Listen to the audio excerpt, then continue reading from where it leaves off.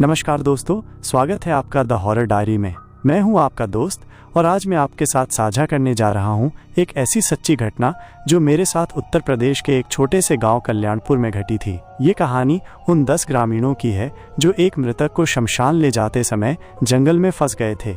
दोस्तों, आज की इस कहानी को सुनने से पहले अगर आपने अभी तक हमारे चैनल को सब्सक्राइब नहीं किया है तो कृपया सब्सक्राइब करें और बेल आइकन को दबाना न भूलें। आपका प्यार ही हमारी ताकत है। तो चलिए शुरू करते हैं आज की इस डरावनी कहानी को। दोस्तों, ये घटना आज से लगभग 15 साल पहले की है। मैं उस समय कॉलेज का छात्र था और गर्मी की छुट्टियों में अपने मामा जी के घर कल्याणपुर गांव में गया था। कल्याणपुर उत्तर प्रदेश के बरेली जिले में स्थित एक छोटा सा गांव है जो घने जंगलों से घिरा हुआ है। उस दिन शाम का समय था। गांव में एक बुजुर्ग व्यक्ति रामधन काका की मृत्यु हो गई थी। रामधन काका गांव के बहुत सम्मानित व्यक्ति थे। उनके परिवार ने तय किया कि उन्हें गांव के पुराने शमशान में दफनाया जाएगा जो जंगल के बीच में स्थित था। शाम के समय लगभग 10 लोगों का जुलूस तैयार हुआ। मैं भी उनके साथ था। हमारे साथ रामधन काका के बेटे मुकेश, उनके भाई सुरेश, गांव के मुखिया राम प्रसाद जी और कुछ अन्य ग्रामीण थे। सभी ने मिलकर पारंपरिक लकड़ी की अर्थी तैयार की थी। हमने मृतक को सफेद कफन में लपेटा और अर्थी पर रखा। कुछ लोगों के हाथों में लालटेन थी क्योंकि जंगल का रास्ता बहुत ही अंधेरा और डरावना था। लगभग शाम के 6 बजे हमने गांव से निकलना शुरू किया। दोस्तों, जैसे ही हमने जंगल का रास्ता पकड़ा, मुझे एक अजीब सा एहसास हुआ। हवा में एक अजीब सी खुशबू थी, जैसे कि कोई अगरबत्ती या धूप जल रही हो, लेकिन हमारे पास कोई धूप नहीं थी। रास्ता बहुत ही कठिन था। घने पेड़ों की शाखाएं रास्ते पर लटक रही थीं। कहीं कहीं तो इतना घना जंगल था कि लालटेन की रोशनी भी साफ नहीं दिख रही थी। जब हम लगभग आधे रास्ते पहुंचे तब मुकेश और सुरेश अचानक रुक गए। उन्होंने कहा कि वे वापस जा रहे हैं। जब हमने कारण पूछा तो वे कहने लगे कि उन्हें कुछ काम आ गया है, लेकिन उनके चेहरे पर डर साफ दिख रहा था। हमने उन्हें बहुत समझाया लेकिन वे नहीं माने और धुंध में गायब हो गए। अब हम केवल 8 लोग रह गए थे।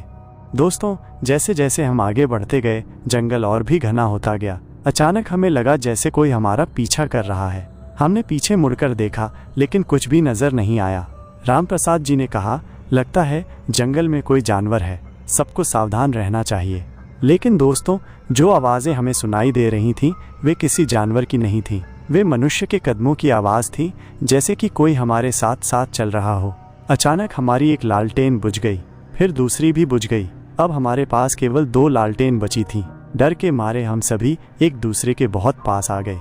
तभी हमें एक अजीब सी आवाज़ सुनाई दी। ये आवाज़ ऐसी थी जैसे कोई रो रहा हो, लेकिन बहुत धीमी आवाज़ में। ये आवाज़ कभी दाईं तरफ से आती, कभी बाईं तरफ से। गांव के बुजुर्ग गोपाल जी ने कहा, ये तो कुछ अलग ही मामला लग रहा है, हमें जल्दी से शमशान पहुंचना चाहिए। हमने अर्थी को और तेज़ी से उठाया और तेज़ कदमों से चलने लगे। लेकिन दोस्तों, जितनी तेज़ी से हम चल रहे थे लगता था कि रास्ता और भी लंबा होता जा रहा है। अचानक हमें लगा कि अर्थी भारी हो गई है। जो अर्थी पहले 4 लोग आसानी से उठा रहे थे, अब 6 लोग मिलकर भी मुश्किल से उठा पा रहे थे। क्या बात है? मैंने पूछा। तभी गांव के पंडित जी बोले, लगता है आत्मा अभी भी शरीर से चिपकी हुई है, हमें मंत्र पढ़ने चाहिए। दोस्तों, अचानक हवा तेज होने लगी। पेड़ों की शाखाएं जोर से हिलने लगी। लेकिन अजीब बात यह थी कि हमारे ऊपर की हवा बिल्कुल शांत थी, केवल आसपास के पेड़ हिल रहे थे।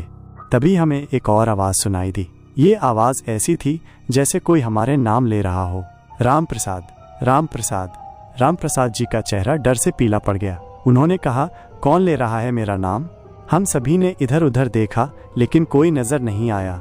फिर वो आवाज़ आई, गोपाल, गोपाल। अब गोपाल जी भी डर गए। उन्होंने कहा, ये कोई इंसान की आवाज़ नहीं है। दोस्तों, अब स्थिति वाकई डरावनी हो गई थी। हमने तय किया कि हम जल्दी से जल्दी शमशान पहुँचें और वापस लौट आएं। लेकिन जैसे ही हमने तेज़ी से चलना शुरू किया, हमारे सामने रास्ता बंद दिखाई दिया। जहाँ पहले साफ रास्ता था वहाँ अब घने झाड़ियाँ दिखाई दे रही थीं। ये कैसे हो सकता है? मैंने सोचा। हम तो यही रास्ते से आए थे। हमने दूसरा रास्ता ढूंढने की कोशिश की, लेकिन जंगल में सभी रास्ते एक जैसे दिख रहे थे। हम भटक गए थे। तभी अचानक हमारी दूसरी लालटेन भी बुझ गई। अब हमारे पास केवल एक लालटेन बची थी। अब क्या करें? सबने एक दूसरे से पूछा। तभी हमें दूर से एक रोशनी दिखाई दी। हमने सोचा कि शायद ये शमशान की रोशनी है। हम उस रोशनी की तरफ चलने लगे। लेकिन जैसे जैसे हम उसके नज़दीक जाते वो रोशनी दूर होती जाती। दोस्तों, ये कोई सामान्य रोशनी नहीं थी, ये एक नीली रोशनी थी जो ऊपर नीचे हिल रही थी। अचानक वो रोशनी रुक गई। हमने देखा कि वो एक पुराने पेड़ के नीचे है। जब हम नज़दीक पहुंचे तो हमें लगा कि ये रोशनी एक व्यक्ति के हाथ में है, लेकिन दोस्तों जब हमने ध्यान से देखा तो वहाँ कोई व्यक्ति नहीं था, केवल रोशनी हवा में तैर रही थी। हम सभी डर गए। पंडित जी ने कहा, ये कोई आत्मा है, हमें यहाँ से जल्दी चले जाना चाहिए। हमने तुरंत पीछे मुड़ने की कोशिश की, लेकिन रास्ता फिर से बदल गया था। अब हम पूरी तरह से भटक गए थे। तभी हमें फिर से वो रोने की आवाज़ सुनाई दी, लेकिन इस बार ये आवाज़ बहुत तेज थी और लगता था कि कोई बहुत दुखी है। कौन है वहाँ? राम प्रसाद जी ने जोर से पुकारा। तभी हमें एक महिला की आवाज़ सुनाई दी, मुझे भी साथ ले चलो, मुझे भी साथ ले चलो। दोस्तों, ये आवाज़ कहीं पास से आ रही थी, लेकिन हमें कोई दिखाई नहीं दे रहा था। हमने एक दूसरे को कसकर पकड़ लिया। अर्थी अब इतनी भारी हो गई थी कि हमें उसे ज़मीन पर रखना पड़ा। तभी अचानक हमारी आखिरी लालटेन भी बुझ गई। अब हमारे चारों तरफ घना अंधेरा था। अब क्या करें? सबने एक साथ कहा। तभी गोपाल जी ने कहा, हमें रामधन काका से माफ़ी मांगनी चाहिए, शायद उनकी आत्मा परेशान है। हम सभी ने मिलकर प्रार्थना की और रामधन काका से माफ़ी मांगी। हमने कहा, काका जी, अगर हमसे कोई गलती हुई है तो क्षमा करें, हम आपको सम्मान के साथ शमशान पहुंचाना चाहते हैं। अचानक हवा शांत हो गई, वो रोने की आवाज़ भी बंद हो गई।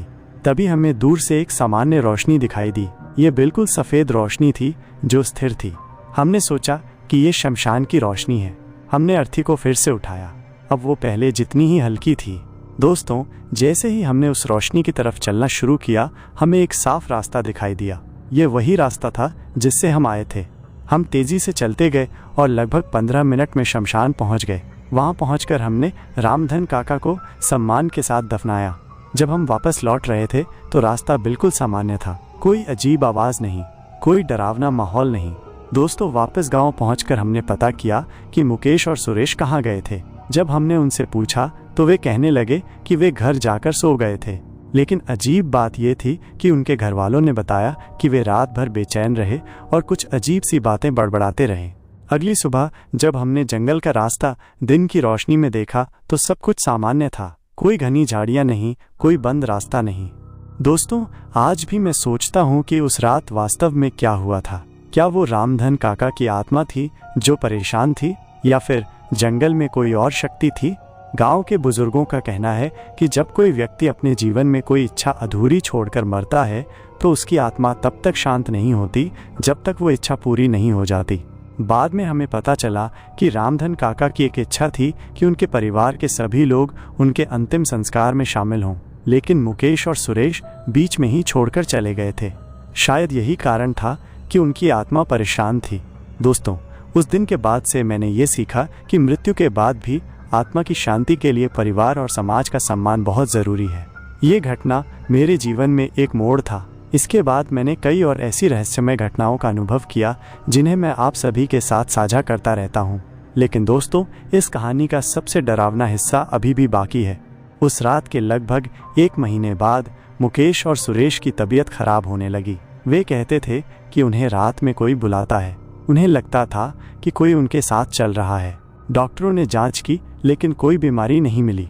गांव के वैद्य जी ने कहा कि यह आत्मिक समस्या है। आखिरकार गांव के पंडित जी ने एक विशेष पूजा करवाई।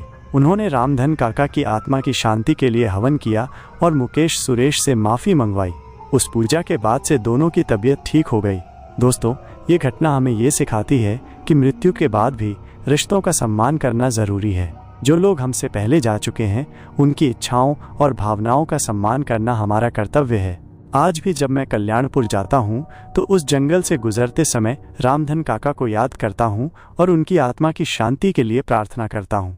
दोस्तों, इस कहानी से हमें ये भी पता चलता है कि प्रकृति में कई ऐसी शक्तियाँ हैं जिन्हें हम समझ नहीं सकते। जंगल, पहाड़, नदियाँ, इन सभी जगहों में एक अलग ही ऊर्जा होती है।